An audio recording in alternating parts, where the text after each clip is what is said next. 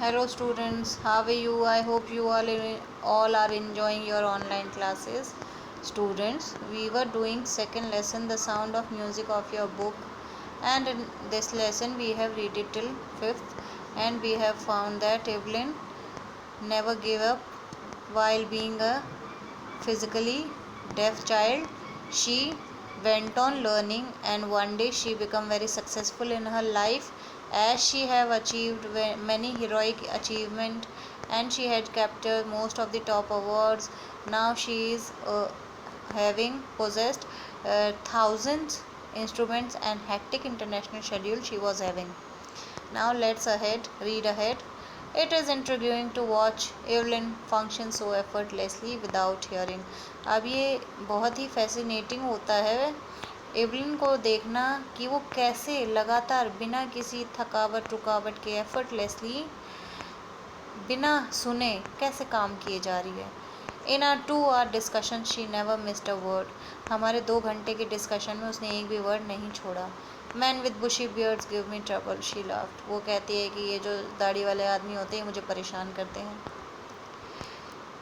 It is not just watching the lips, it's the whole face, especially the eyes. वो कहती है कि ये सिर्फ होठ मत देखो, पूरा चेहरा देखो, आंखें देखो मेरी.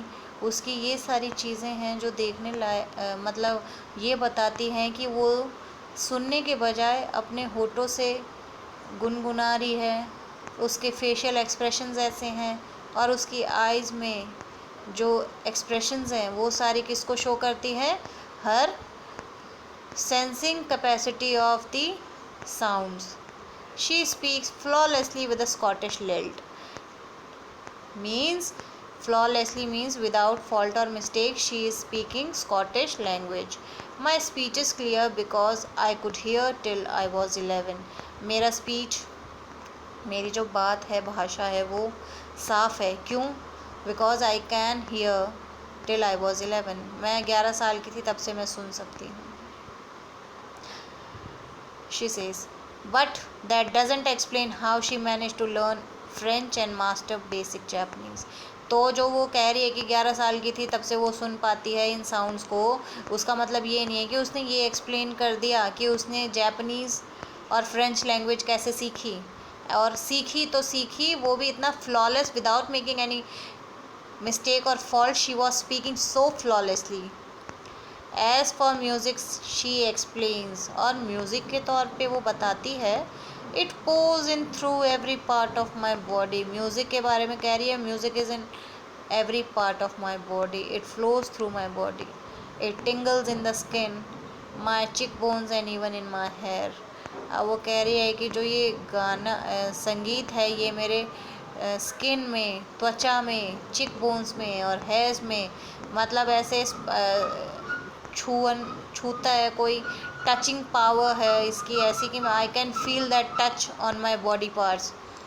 Van she plays the xylophone, जब वो साइलोफोन बजाती है, she can sense the sound passing up the stick in to her finger tips.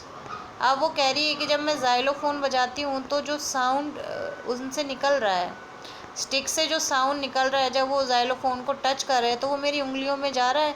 And I can feel the sound of music through my finger tips by leaning against the drums. और drum के side में खड़े होके या चलने पे I can, और बजाने के बाद she can feel the resonance flowing into her body. और जो उसके ड्रम से निकलने वाली आवाज़ है उसको वो महसूस कर सकती है अपनी बॉडी में. On a wooden platform she removes her shoes.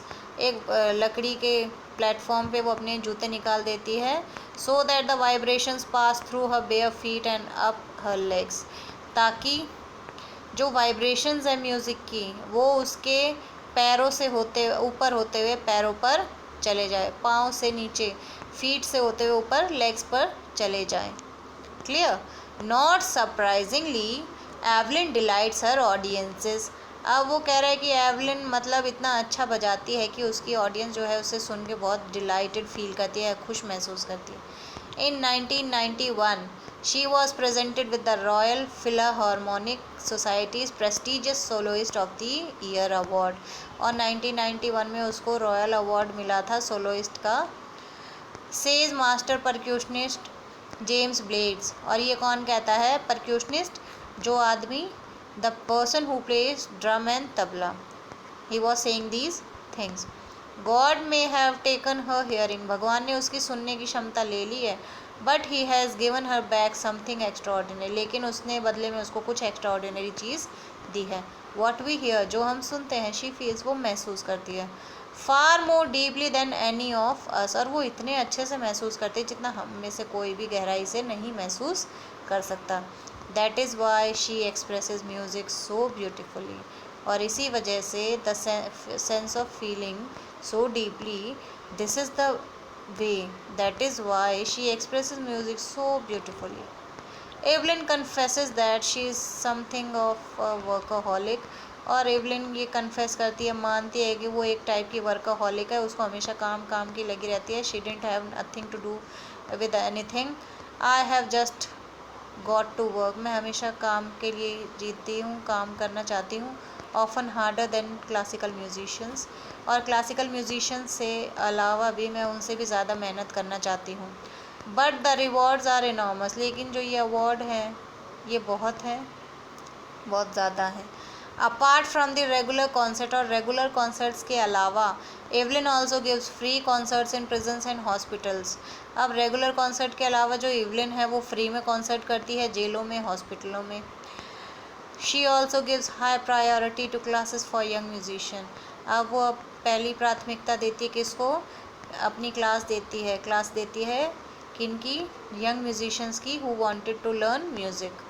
N Richlin of the Beethoven fund for deaf children says, अब एन रिचलिन है बिथोवन फंड का, बहरे बच्चों के लिए फ़ंड है बिथोवन फंड, उसका बंदा है एन रिचलिन, वो कहता है she is a shining inspiration for deaf children, वो बहरे बच्चों के लिए एक चमकदार इंस्पिरेशन है, प्रेरणा है। They see that there is nowhere that they can not go, अब वो through Evelyn they are, the deaf students are able to know that there is no place, there is nothing where they can not go, ऐसी कोई जगह नहीं है, ऐसा कोई काम नहीं है that is under impossibleness, so they are able to do anything instead of being deaf. Evelyn Glennie has already accomplished more than most people twice her age. अब एवलिन ग्लैनी ने अपनी एज में इतना काम कर लिया था, इतने मतलब चीज़ें हासिल कर ली थी जो उसकी उम्र के दुगने आदमी भी नहीं कर पाते हैं। She has brought percussion to the front of the orchestra, percussion को ऑर्केस्ट्रा के सामने लाके खड़ा कर दिया, and demonstrated that it can be very moving, और ये बताया कि वो चलायमान भी हो सकता है। She has given inspiration to those who are handicapped, उसने उनको भी प्रेरणा दी जो हैंडीकैप्ड हैं। People who look to her and say, जो आदमी उनको देखते हैं और कहते हैं if she can do I can, तो जो हैंडीकैप लोग या जो भी आदमी हैं जो फिज़िकली फिट नहीं हैं, the people who are not physically fit, after looking at her they say if she can do it I can, अगर वो कर सकती है तो हम भी कर सकते हैं।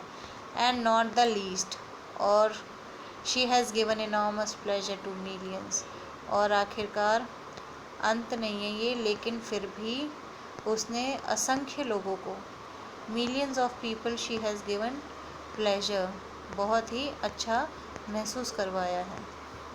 So here completes your first part of the sound of music, thinking about the text. Answer these words in a few words or a couple of sentences each. How old was Evelyn when she went to the Royal Academy of Music? How old was she when she went to the Academy of Royal Music? You have to write the age over here. When was her deafness first noticed? When was it confirmed? When was her deafness first noticed? उसकी जो बहरेपन की आदत थी वो कब सबने notice की थी? At the time of her school when paper exam has been taken. We have read it in first part. When it was confirmed, when she went to a specialist and he or she confirmed that she needs some hearing aid. Clear? You have to write in such type words. Second is, answer each of these questions in a short paragraph about 30 to 40 words. Who helped her to continue with music? A percussionist. There was a percussionist a name of the person given in the book. You have to write the person's name. What did he do and say? He helped her with the help of the drum.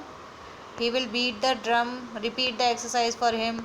When she was able to listen higher notes from the higher waist and lower note from the lower waist, you have to write that answer in this question.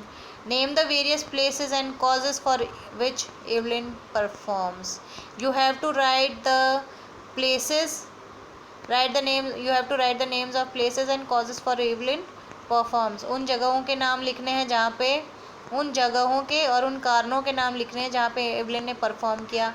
Like she performed in the Royal Academy, then she performed in freely in prisons and hospitals, in that way. Next is answer the question in 2 or 3 paragraphs. You have to write in 2 or 3 paragraphs the question in about 100 to 150 words. How does Evelyn hear music? In this you will write Evelyn संगीत को कैसे महसूस करती थी? Through every body part of her body. ठीक है.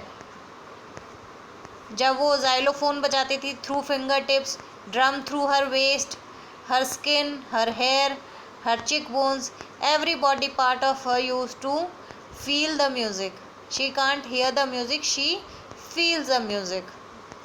You have to write answers in such ways. So this is all for the class students. Do the question answer in your notebook in your own words. We will read the next part in our next class. Till then, that time, stay safe at home.